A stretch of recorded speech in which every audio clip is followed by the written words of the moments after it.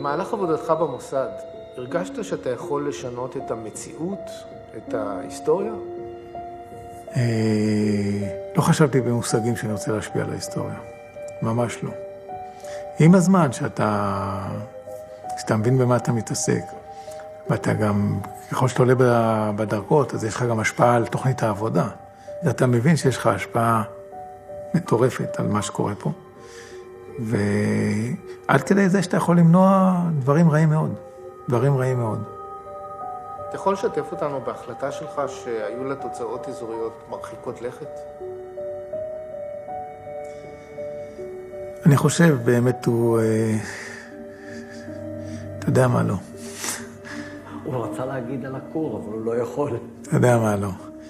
המוסד היה מעורב כמעט בכל דבר גדול שקרה פה ב-50 שנה האחרונות. הוא השפיע כמעט על כל מהלך, כמעט על כל מלחמה, כמעט על כל מה שיכול היה לקרות ולא קרה. שזה התרומה האמיתית שלו.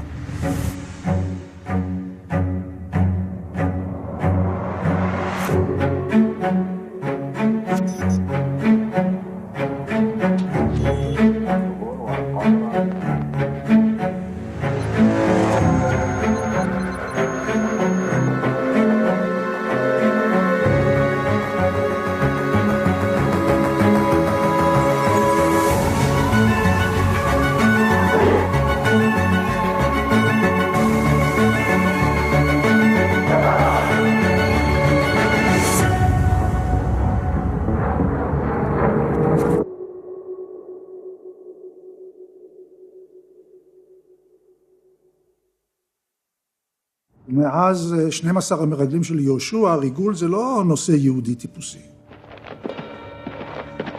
אבל אחרי 6 הימים קרה משהו פנומנלי בעולם, שפחות מ-20 שנה אחרי הקמתה של מדינת היהודים, שהיהודים שעד אז נחשבו לסוחרים טובים, לאנשי הון טובים, פתאום שמם יצא בעולם בתור חיילים מעולים ומרגלים מעולים. ואז התחילו להגיע בקשות מכל מיני מקומות מוזרים ושכוחי אל לעיתים, תעזרו לנו, אתם סופרמנים. הנוצרים בלבנון של מלחמת האזרחים, הכורדים בעיראק, הנוצרים בדרום סודן שלחמו נגד הממשלה המוסלמית של סודן, ועוד כל מיני דרישות ובקשות הזויות ומוזרות שבאמת נולדו כתוצאה מהמוניטין הנפלא הזה שיצא למדינת ישראל בתור מדינה שמסוגלת לעשות הכל ושירותי מודיעין שבכלל אין כמותם בעולם. אנחנו ניצלנו את זה. אימנו את צבאותיהם ואת כוחות המודיעין שלהם. פה ושם נכנסנו גם למבצעים מודיעיניים. כלומר, היה לנו אינטרס משותף באיסוף לגבי אותן המדינות שהיו עוינות כלפיהם לא פחות מאשר כלפינו.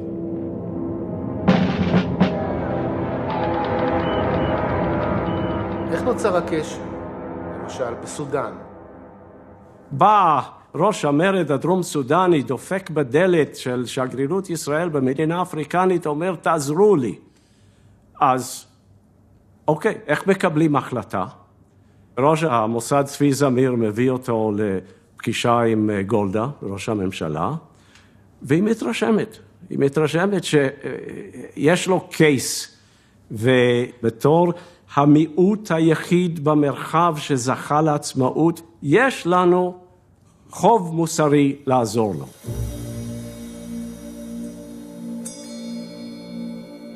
הגעתי לדרום סודן ב-69. שמחת לקחת חלק במבצע הזה? שמחתי, אתה שואל? אתה יודע להיית את המילה אושר? אז תהיית. באלף.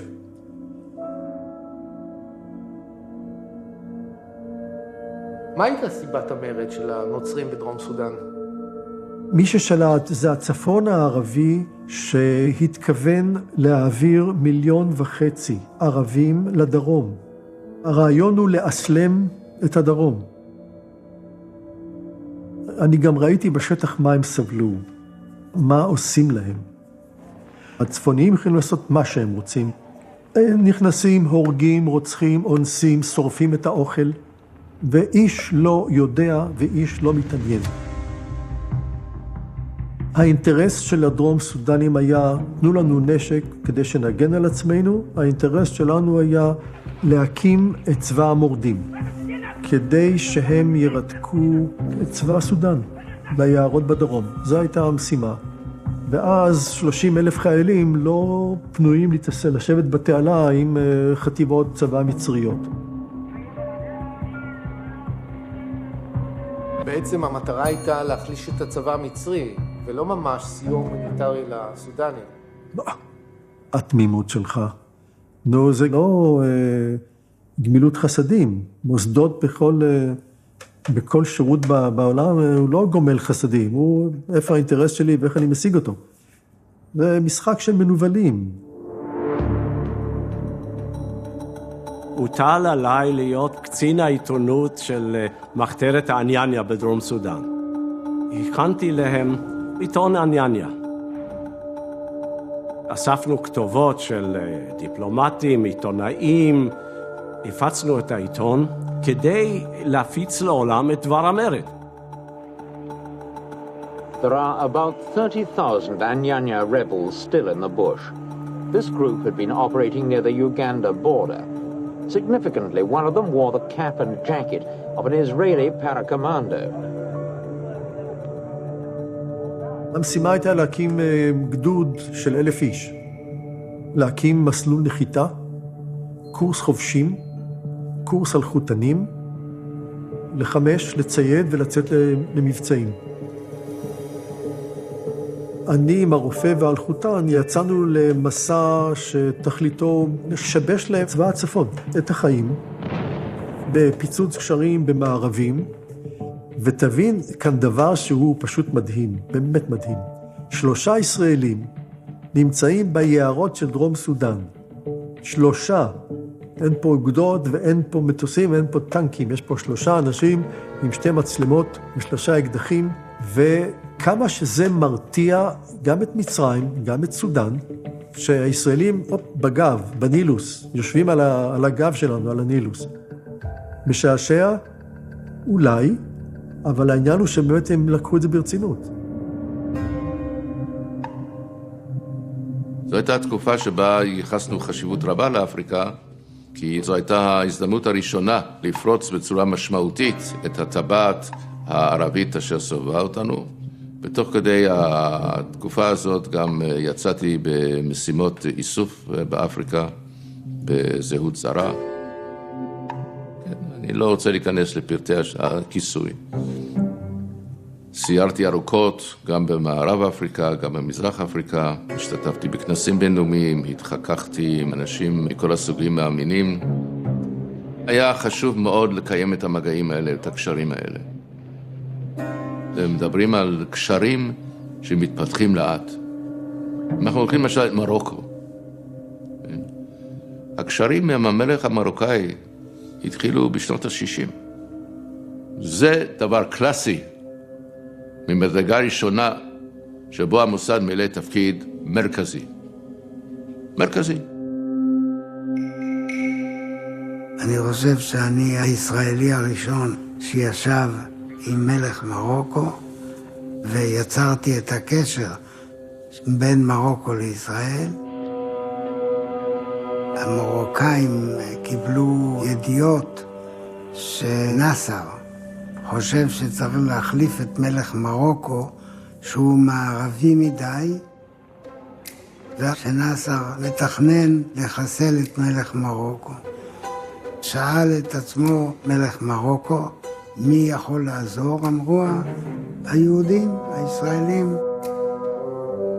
נפגשנו איתם, סיכמנו על סיכום פעולה, איך אנחנו מאבטחים את המלך. חלק מהבטחת המלך כלל גם חיסולים פוליטיים, לדוגמה החיסול של בן ברקה. השאלה הבאה.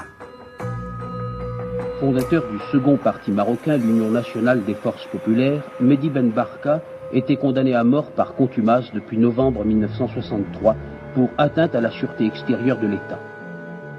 בן ברקה היה פעיל אופוזיציה מרוקאי. באותה תקופה המוסד הצליח לבסס מערכת יחסים מאוד אדוקה עם הביון המרוקאי, ובאיזשהו שלב הביון המרוקאי קיבלו החלטה לחסל את בן ברקה.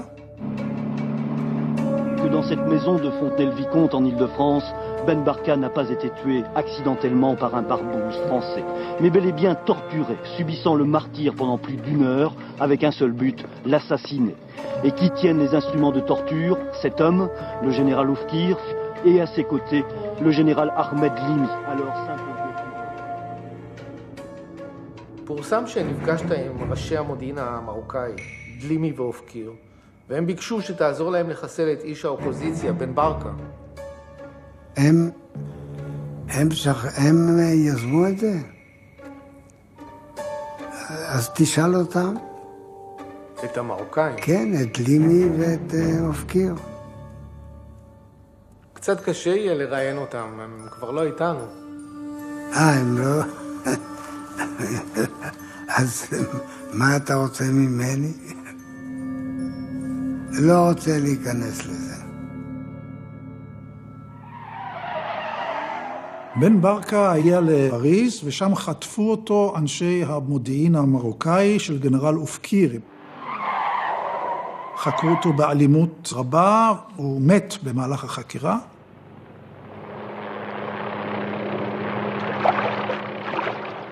Oui, bien étant donné que nous avons eu un renseignement comme quoi Ben Barka aurait pu être immergé dans les étangs environs de Bonn, nous avons pensé qu'il était de notre devoir de vérifier ce renseignement. אז המוסד מעורב במבצע חיסול שלא קשור לביטחון ישראל. בלי שום עכבות או שאלה של מוסר? אני חושב שהעניין הזה של להכניס ענייני מוסר לתוך עולם הביון, זה לא שאין מוסר, יש מוסר. אבל אתה שוקל שיקולים של מה אתה רוצה להשיג, מה אתה מוכן לסכן בשביל זה, ולפעמים אתה משתף פעולה עם השטן בכבודו ובעצמו. מה יוצא לישראל משיתוף הפעולה הזה? אפשר להבין שאם יש לך שיתוף פעולה עם מדינה שהיא חלק מהליגה הערבית, לפעמים אפילו מארחת את דיוני הליגה הערבית, זה אחלה קשרים. זוהי האומנות של הדיפלומטיה החשאית, אשר היא בנויה למרוץ למרחקים. כאשר החלו להסתמן אפשרויות שהמלך המרוקאי רוצה ליצור דו-שיח בינינו לבין המצרים, וראש המוסד אז, יצחק חופי, זיכרונו לברכה, הייתה לו מערכת יחסים יוצאת דופן עם שליט מרוקו. אורגנה נסיעה של משה דיין למרוקו, לפגוש את סגן ראש ממשלת מצרים. ופה מתחיל מן הלוך וחזור בין קהיר לישראל למרוקו, הכל בחסות המלך. מה היה תפקידו של המוסד בשיחות האלה? המוסד... הוא היה שותף מלא? המוסד תיאם את הכל, המוסד היה אחראי. זאת אומרת, הקשר הנאמר מדיני אסטרטגי היה של המוסד. ואיפה היו האמריקאים בשלב הזה של מגעים ראשונים? יש לי עוד סיפור בשבילך שלא דיברנו עליו. כל הבישול של השלום נעשה שלא בידיעת האמריקאים. What are its chances of success? Well, that's difficult to predict. Obviously, there are still strong matters that and differences that had to be resolved between the Arab and Israeli leaders. הנשיא קרטר באותו זמן חתר להחזיר אותנו למה שנקרא אז ועידת ז'נבה, שמסביב לשולחן יושבים סובייטים, אמריקנים, ישראלים, כל הערבים ואש"ף, ועושים שלום כולל. זה היה החלום שלו. ובא סאדאת ומפריע לו. הוא רוצה לעשות שלום דו-צדדי עם ישראל.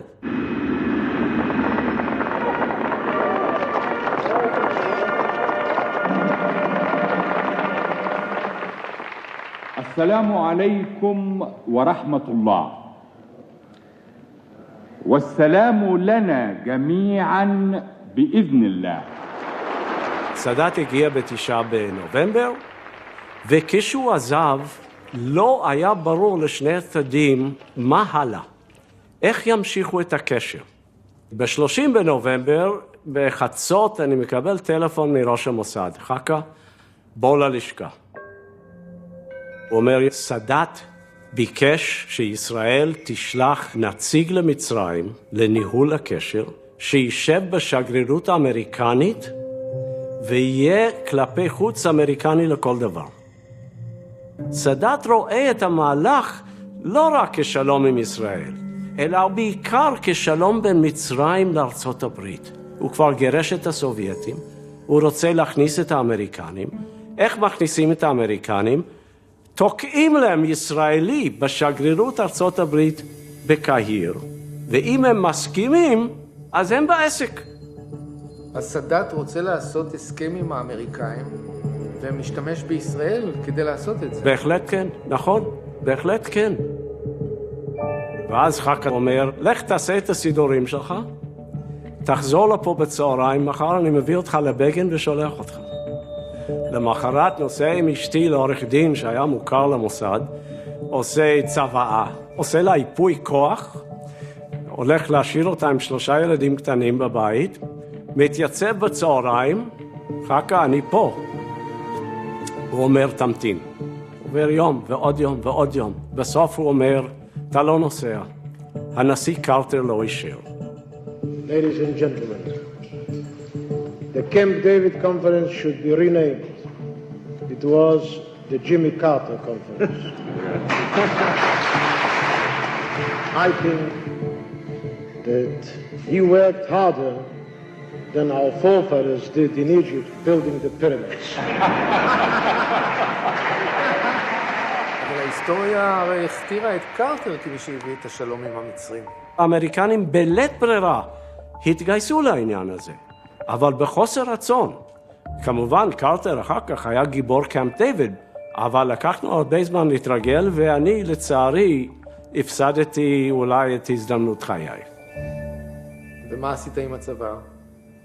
קראתי את היפוי כוח שאשתי לא תשתולל עם זה.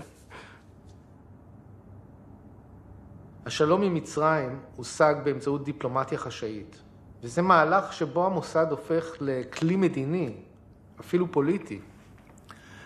מטבע הדברים, ניסיון כזה לא יכול להיות גלוי, הוא צריך להיות חשאי, ומטבע הדברים, בגלל מבנה השלטון בארצות הערביות והמוסלמיות, ראש המודיעין הוא בסופו של דבר הנאמן הראשי של השליט.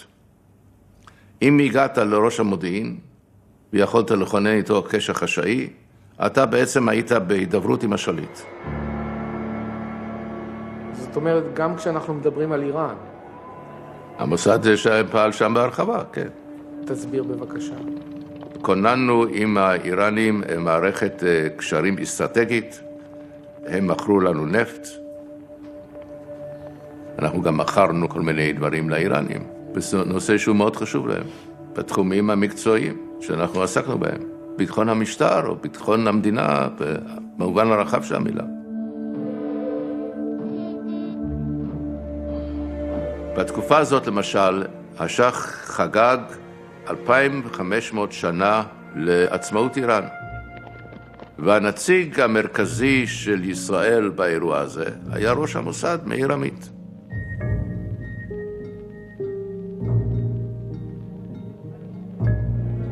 What we consider democracy might not be shared by other people. Is it what you, sir, consider democracy or what your people consider democracy? Well, today it's not much different because we are so close. I and my people. פעם נסעתי במטוס של שליט ערבי. אחרי 1.5 שעות הייתי צריך לברך ברכת אשר יצר. אשר יצר את האדם לקווים חלבי. זאת אומרת, ברכה חכמה מאוד יהודית שאתה מברך אחרי שאתה נפנה לצרכיך. טוב, אז שאלתי איפה פה השירותים, אמרו לי, אתה רואה פה, בקיר יש דלת. אני מסתכל לקיר, הכל מצופה זהב, אסלה, מראה, כיור, הכל. ואני מסתכל על עצמי וחושב, אני, ראובן מרחב, בן של דוקטור ולטר מרקוביץ מחיפה, אני צריך לשבת על דבר כזה, וכשקמתי ראיתי שאין שום הבדל, הכל אותו דבר. וזה נתן לי פרופורציות בחיים. אנשים שלא ייקחו משהו שיש להם רגעי בשביל לחשבו שזה שלהם, זה לא שלהם, זה הכל פיקדון.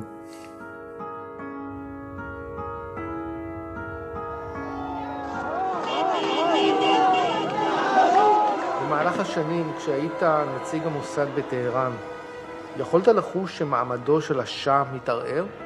מה שקרה הוא שבשנה האחרונה שהייתי באיראן, ראיתי שהמתח הולך ועולה, והתחילו להיות תקריות קטנות כאלה, שכאילו לא שמים עליהם לב. נדקר איזה שוטר, נפצע משהו. היום ברור לנו שהניגודים האלה בין עשירים ועניים, בין הצבא הסדיר ששומר על השעה, ובין כל העשירים המפונקים האלה שגרים שם בווילות מפוארות, ומקבלים אוכל מפריז בקונקורד, זה לא יכול להימשך. עד אותו רגע היינו מאוד מאוד מקורבים לשעה ולמודיעין האיראני. ואנחנו הרי לא מכירים את האופוזיציה, אפילו לא את האופוזיציה הכי מתונה. אחד המאפיינים של העבודה מול שלטון עריץ, הוא שאתה חייב מאוד להיזהר ביצירת קשר עם האופוזיציה. אז נזהרנו מאוד שלא להכיר אותם, על מנת שהשעה לא יכעס עלינו ולא יזרוק אותנו משם.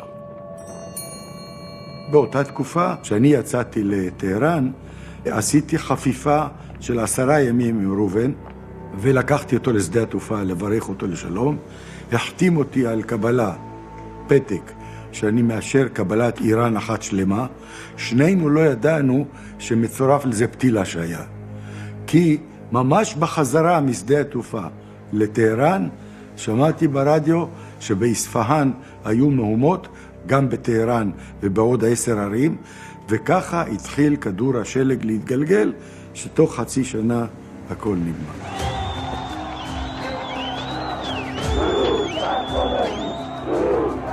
בגלל המצב היה ברור שזה הולך למקומות לא טובים, ואז ראש המוסד אמר לראש הסב"כ, אני מבקש שתאפשרו לגייזי קצת לקבל חומר על מה שקורה כאן, כי הוא צריך להיות ממונה גם על ביטחונם של הדיפלומטים הישראלים.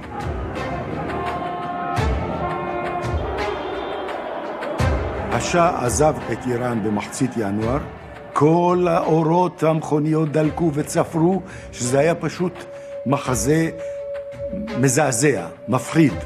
פתאום קיבלתי כאב ראש נוראי. מה עושים עכשיו שהשאה עזב, שבעצם אומרים לנו שהוא יחזיר את הסדר על כנו?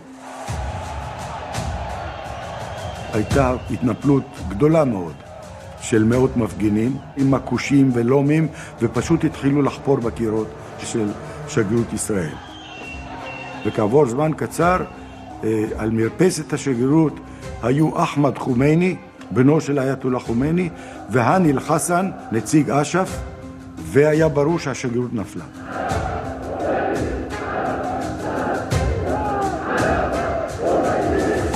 ועמדנו וניסינו לחשוב לאן אנחנו הולכים.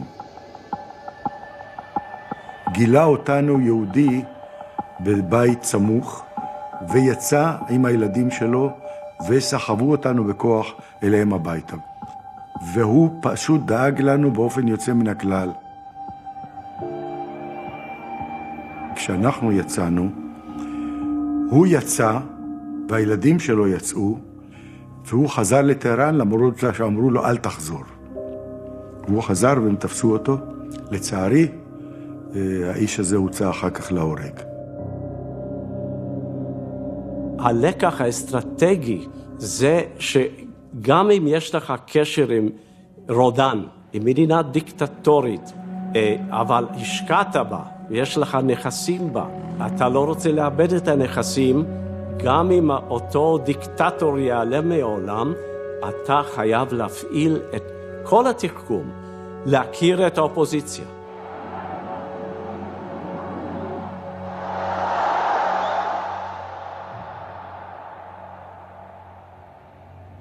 את התבונה הצינית לעבוד עם כולם בצורה משוכללת, לא סיגלנו לעצמנו.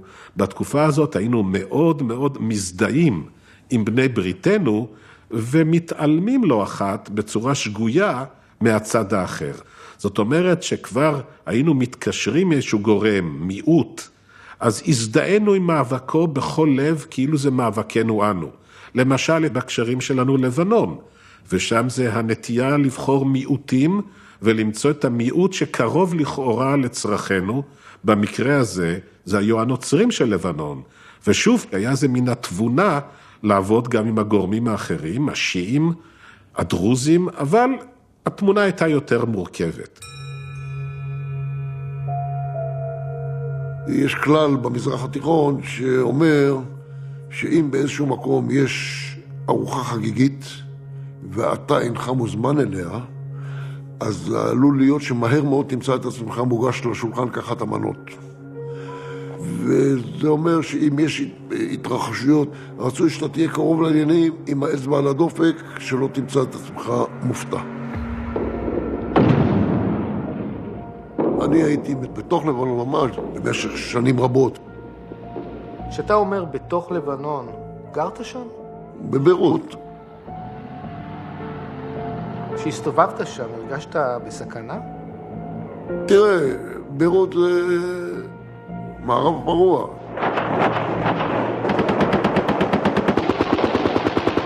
בכל רגע יכול לעבור על יד מכונית תופת, או ששמו לך או ששמו למישהו אחר. מתי התחלתם את שיתוף הפעולה עם הנוצרים בלבנון?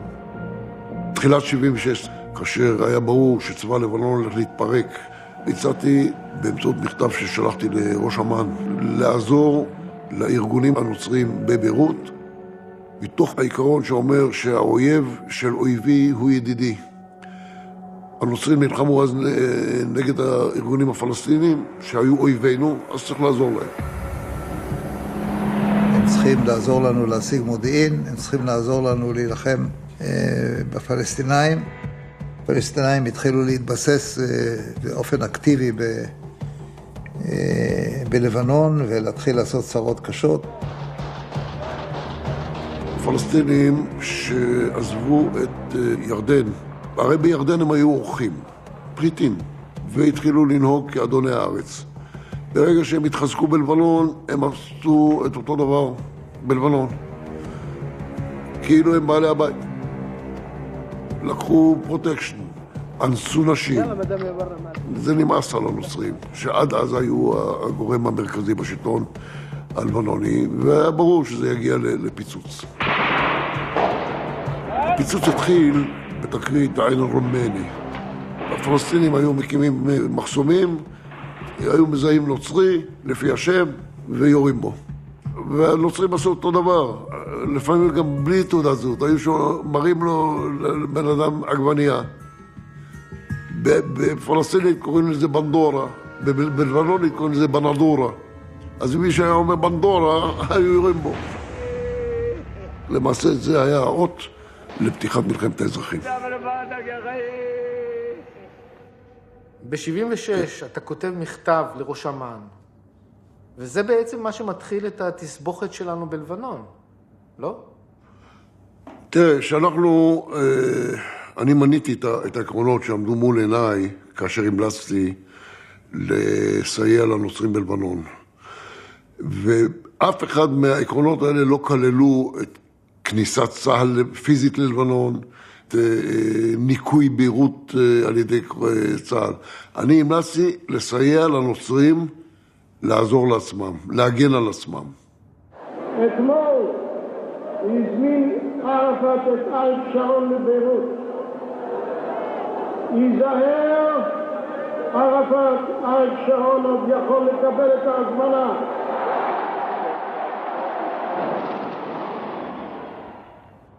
הגורם העיקרי לשינוי היה שרון. שרון, אחרי שהוא נעשה שר ביטחון, היה ברור שיש לו אג'נדה.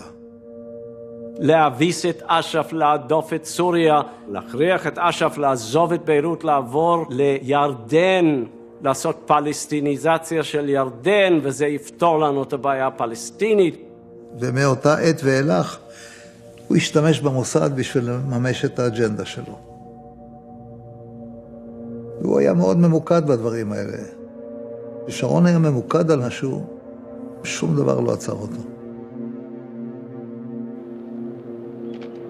אריק שרון אמר שהוא ישליט סדר חדש בלבנון, ויעזור לבשיר ג'מאייל להיבחר כנשיא, ואז בתמורה לבנון תחתום איתנו על חוזה שלום. נפרד. שעה 10:53, כוח שריון של צה"ל נכנס לפני כ-50 דקות, ובכך החל למעשה המבצע. איש אינו יכול לשער מראש כיצד יתפתח מבצע צבאי. המוסד היה יכול למנוע את היציאה למלחמה? המוסד לא מקבל החלטות על יציאה למלחמה. המוסד הוא, במקרה הזה, היה אמור להיות גורם מייעץ. אבל לדעתי, היועץ לא היה מספיק מודע לבעיה ולא יעץ. תמונה משפחתית. הכל כאן נראה אידיאלי. 24 שעות אחרי הבחירות. הנשיא החדש בשיר עם בני משפחתו. Le Premier ministre Begin espère qu'il y aura la paix avec le Liban et c'est vous le président pour les 6 prochaines années. Est-ce que vous croyez qu'il y aura la paix entre Israël et le Liban? Nous espérons qu'il y aura la paix entre nous et tout le monde parce que les 8 années de cauchemar et de destruction, les 8 années de gens qui ont vécu en dehors de leur maison, qui vivaient à la merci du moindre franc-tireur ou du moindre obus qui pouvait descendre sur nos têtes alors qu'on était dans nos maisons ou dans nos bureaux, tout ceci devra cesser. התוכנית להביא שלום עם עוד מדינה ערבית לא הצליח. מה השתבש?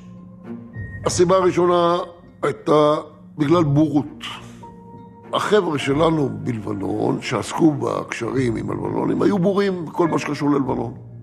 הם חיו בלבנון ולא היה להם מושג איפה הם חיים, הם לא הכירו את המדינה הזאת, הם לא הכירו את המנטליות. לבנון זו מדינה מתוחכמת. לבנון זו מדינה שבה אתה שואל ילד כמה זה 1 ועוד 1, אז הוא לא אומר לך זה 2, כי זה לא בטוח 2, זה תלוי, הוא אומר לך. חסב. אתה קונה, אתה מוכר, זה לא... ובמדינה כזאת להכניס חובבנים זה לא עובד. בלבנונית, אוקיי, זה עוד לא אומר, זה עוד לא חוזה חתום, זה לא מסוכם העניין הזה. זה אוקיי. אחרי זה, חסב, כמו שאמרתי, זה תלוי. מה אנשי המוסד לא הבינו אז? אנשי האגף המדיני של המוסד כנראה שתרגמו אוקיי להסכם חתום. ראש האגף היה צריך לבוא לשרון ולבגין להגיד להם, חברים, אין דבר כזה סדר חדש בלבנון. אין דבר כזה נשיא לבנון שיכול באמת ופתמים לחתום איתך על חוזה שלום נפרד, כי ביום השני שהיה מודיע על דבר כזה, עוד באותו יום היו הורגים אותו. ועיין ערך בשיר ג'מאייל, שעוד לא הספיק לחתום איתך על חוזה שלום, מספיק שהוא לטעמם של הסורים היה עצמאי מדי בקשר איתך, הם חיסלו אותו. הבניין כולו בין 3 הקומות קרס תחתיו מעוצמת הפצצה בת 200 קילוגרם בערך. תכנון ההתנגשות היה מדויק והביצוע נקי להחריד.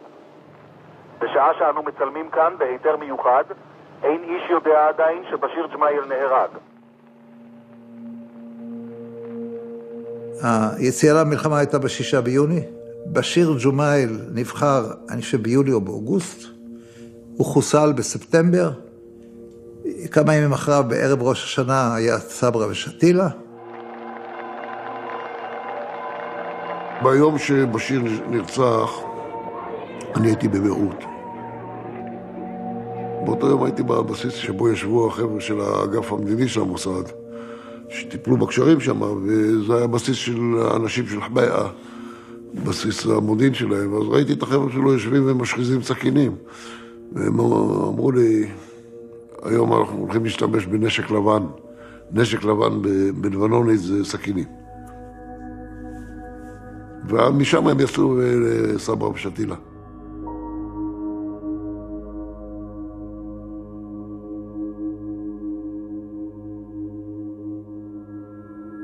כששמעת שקרה שם טבח נוראי, איך הגבת? תשמע, אני לא צמא דם, ואני לא אוהב שהורגים אזרחים ונשים וילדים חפים מפשע. אבל זה חלק מחוקי המלחמה בלבנון. לבנון זאת מדינה שמחזיקים אותה מבחוץ, חוטי הטלפון, מבפנים הטפטים. יש בה 17 עדות שלכל אחד יש מערכת חינוך שלה. הם פעם בכמה שנים נלחמים, ואז בא איזה גורם זר שאומר הוא יעשה פה סדר, ואז דופקים אותו, ואז הם מתחילים מחדש. הם רבים 1000 שנה, מה אתה תסדר להם את החיים? המחשבה של אז, שאנחנו יכולים להיכנס, לעשות סדר במדינה ערבית, לכבוש בירה ערבית, זה היה טמטום יוצא מן הכלל. מצד שני, המוסד לדעתי נכשל כשומר סף.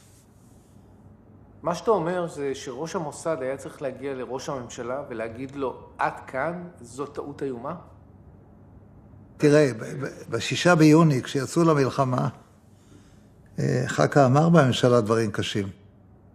אבל המוסד לא נעמד מספיק על הרגליים האחוריות בעניין הזה.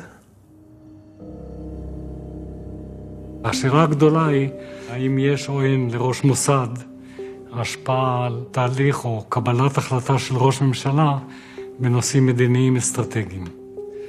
והמסקנה שלי היא שאין.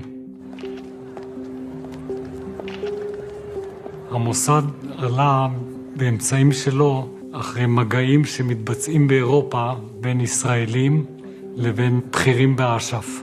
ואז רץ ראש המוסד לרבין ואמר לו, אדוני, מתחולל משהו באירופה בתחום הזה והזה. אז התשובה של רבין הייתה, תרד מזה, ידוע לי. ולא שיתף, לא אמר לו מה הולך שם. רבין החליט על אוסלו בלי לשאול את המודיעין. הוא החליט ללכת על זה כי תחושתו הייתה שצריך ללכת על זה. פרס נהג לומר, מה כבר המודיעין יודע? מה הם ידעו על ברברוסה? מה הם ידעו על, על מינכן? מה הם ידעו על פרל הרבור, למשל? לכן אין לו מה לשמוע מהם, הוא לא צריך אותם. אז פרס בז בעצם למוסד, לארגון, אני לראש המוסד? לא הייתי אומר בז, אבל הוא זלזל. כך שבעניינים מדיניים אסטרטגיים הוא ודאי לא הקשיב ולא שמע ולא עניין אותו. נושאים מבצעיים כמובן כן, כי הוא היה תלוי, הוא לא ידע. מה לדעתך גורם לפער בין ראש מוסד לראש ממשלה? ראש ממשלה יש לו מערכת שיקולים הרבה יותר רחבה.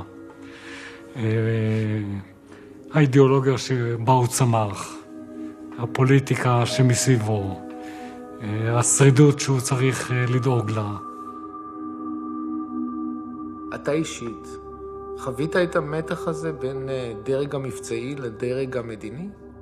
באופן ישיר יצא לי לשרת רק ראש ממשלה אחד, וזה ראש ממשלה נתניהו, והראה פעם שאני מציג נושא כך, ובערך 3 דקות לתוך ההצגה, ראש הממשלה חולק עליי. מתפלמס עם מה שאני אומר. המשכתי בקו הזה, והתפלמסתי עם ראש הממשלה. ראש הממשלה לא ויתר. הוא ראה שאני מתפלמס, הוא עלה אוקטבה. הוא עולה אוקטבה, מה עכשיו אני עושה? אני חושב שהוא שוגה. ואני יודע עד כמה שניתן לדעת שלא רק אני היחיד שחושב ככה. ואז הפולמוס הולך ומסלים. If these are the facts, and they are, where should a red line be drawn?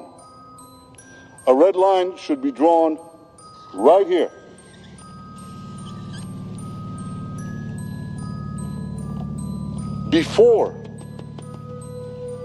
Before Iran completes the second stage of nuclear enrichment necessary to make a bomb. האינטרס ישראלי שלא יהיה מרוץ גרעיני באזור, זה ברור. ואם אתה מפספס את האיראנים, אתה בעצם פספסת את כל המזרח התיכון. אתה נמצא באיום וחשש, שאתה קשה לך יהיה לנהל מדינה בצורה תקינה תחת האיום הזה. אמרוס همه عرصه هسته‌ای در سیطره دانشمندان ایران قرار داره. معناش این نیست که امروز ما در قله هستیم. איראן היא מדינה שיעית, יש לה סכסוך גדול למדינות ערביות סוניות שגובלות במדינה שלה. אל מול המעצמה האזורית הזאת, שהאינטרסים שלהם מנוגדים לאינטרסים שלנו, יש מדינות ערביות אחרות שראה איזה פלא, יש להם אינטרסים חופפים לשלנו. סעודיה, יואי, בחריין, כווית, אומן. בעצם אתה יכול להגיד עכשיו שהמדינות האלה וישראל נמצאים באותה סירה, וזה נכון. מאיר דגן היה ראש מוסד חדש, הוא אמר לי שאנחנו צריכים להתנפל על העולם הערבי, אנחנו צריכים להשקיע במדינות שאין איתם קשרים רשמיים. אז בתקופת דגן יצאתם למבצעים עם אני לא רוצה להיכנס לפרטים, אבל כל פעולה אקטיבית שיכולה להרחיק את הצורך לשגר את המטוסים, הוא היה בעד. לפי פרסומים זרים, היו כל מיני מדענים איראנים שסיימו את חייהם בצורה לא טבעית. היו פעולות כל הזמן. עכשיו, לא בהכרח כולן של מדינת ישראל. וגם המאבק באיראן היה לא רק באמצעים מודיעיניים ישנים כמו יריות מאקדח מטווח קרוב, אלא גם שימוש בנשק החדש שנקרא סייבר. Stuxnet. It's a worm, which means it propagates by itself. It keeps moving through the system and it hides its tracks. You think that Israel did it? I mean, I'm going to guess that they will never admit it, even if they did. צעדים מוגבלים שלא מצביעים מי עומד מאחוריהם, לא מחייבים תגובות ולא מחייבים הסלמה. אני צידדתי באמצעים האלה, אז הבריתות האזוריות האלה, הם הספיקו כדי לממש את המטרות האסטרטגיות? תלוי באיזה רגע. העובדה היא שהאיום לא הוסר לגמרי. מה היו היחסים בין נתניהו לבין דגן באותה תקופה? אני, בכל הפגישות שראש המוסד עם נתניהו, בוא נגיד שקשורות אליי, הייתי, והיחסים ביניהם היו סבירים. לא הייתי אומר שיש איזה משהו לא לשלילה ולא לחיוב. היה שלב מסוים שהיחסים בין דגן לבין ראש הממשלה הוראו. אתה יודע, אתה מרגיש שיחסים אחורים בין שני אנשים, אתה מרגיש את זה. גם שמדברים מעט, אתה רואה את זה. כן, אבל היה כאן ויכוח מהותי. נתניהו דיבר על תקיפת האתרים באיראן. למה דגן כל כך התנגד לזה? אני חושב שדגן הוא האמין אמונה מוחלטת, שלפני שאתה עושה מלחמה, שאתה לא מבין אותה, שאתה לא יודע לאן זה יגיע, יש עוד הרבה דברים לעשות לפני. תעשה את המקסימום שאתה יכול לעשות לפני שאתה יוצא למלחמה. ראש המוסד מאיר דגן אומר כי תקיפה אווירית על הכורים הגרעיניים באיראן היא רעיון מטופש, אין בה כל יתרון. אז ראש הממשלה התכוון לפעול בניגוד לעמדה של ראש המוסד. הוא באמת התכוון לתקוף? הוא התכוון להתכוון. והוא הכין והוא השקיע והוא אמר בהרבה שכנוע, אם ההיסטוריה תותיר אותנו לבד, בכוחנו להגן על עצמנו, בכוחנו אנו. It's 1938 and Iran is Germany and it's racing to arm itself with atomic bombs. Iran's nuclear ambitions must be stopped. They have to be stopped. We all have to stop it. Now. ב-2012, שעת המבחן הגדולה, יש התיאור המפורסם של אותה ישיבה. באותה ישיבה הגורמים המבצעיים אמרו שיש אופציה עם התכנות מבצעית. אבל מה קרה אחר כך? הסתבר שהאמריקאים והאיראנים כבר נמצאים בטנגו לוהט של משא ומתן. עכשיו השאלה הישראלית, מה היא עושה עם זה? שתי אפשרויות. אפשרות אחת היא אומרת, אני נכנסת לתוך המשא ומתן, בכדי להשפיע עליו מבפנים, במומחיות, במידע שלי, אבל הממשלה החליטה ההפך. להכריז על השיחות האלה כטעות היסטורית, ולהכריז על ברוגז. The United States has achieved a comprehensive long-term deal with Iran that will prevent it from obtaining a nuclear weapon. מה אנחנו רואים היום? אנחנו רואים, א', אני לא יודע למה הוא לא פעל. עדיין שאלה היסטורית גדולה. למה ראש הממשלה לא פעל? אתה חושב שהוא פחד? שהוא הבין פתאום שזאת יכולה להיות טעות גדולה? אמרתי לך, ההיסטוריה תצטרך, אני לא יודע מה קרה ולמה, אני רק אומר שלתחושתי הוא יחזב גם את עצמו. זה שכולם כמעט בעולם מסכימים שההסכם שנחתם זה הדבר שהכי מאט את איראן להכי הרבה זמן, כן? כי הרי התקפה על תעשיית הגרעין האיראנית הייתה עוצרת אותה מה? לשנתיים, 3, 4? אבל הייתה מאחדת את כל העם האיראני ונותנת להם סיבה לתקוף את ישראל. זה יכול רק להשתוות לטעות הנוראית שהיפנים עשו בהתקפת פרל הרבור. גנרל יממוטו שפיקד על הפעולה בפרל הרבור היה נגדה, הוא קיבל הוראה, ביצע את פרל הרבור בצורה הכי מושלמת שיש. וזה הביא לחורבנה של יפן ולהתאחדות ארצות הברית למלחמה נגד יפן.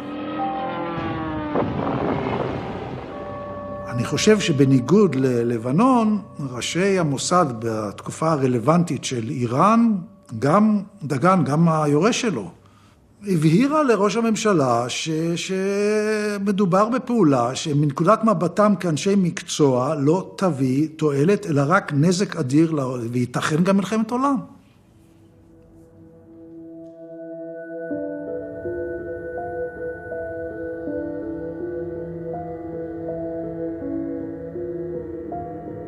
תסתכל היום על מה שקורה בעולם, תראה שכל המלחמות הקונבנציונליות נגמרות מאוד מאוד רע. תראה את התהליך שעברה ארצות הברית אחרי עיראק ואפגניסטן. תראה אפילו אותנו. אתה מתחיל איזשהו אירוע מלחמתי, יש לך איזושהי תוכנית איך הוא ייגמר או איך הוא ייראה, וב-98% מהמקרים זה נראה אחרת ממה שציפית. וזה עולה המון כסף, וזה עולה גם בחיי אדם. חלק גדול מהמטרות אפשר להשיג בדרכים אחרות, בדרכים חשאיות. לכן השימוש בארגונים כמו ה-CIA, כמו ה-MI6 וכמו ארגונים ישראלים יכולות להביא במחירים הרבה יותר נמוכים תוצאות דומות למה שאתה צריך להשקיע הרבה מאוד משאבים וחיי אדם ומקומות אחרים. ולכן הארגונים האלה עכשיו פורחים. והיה עדיף שיום אחד גם לא נצטרך את הארגונים האלה, אבל זה עוד רחוק.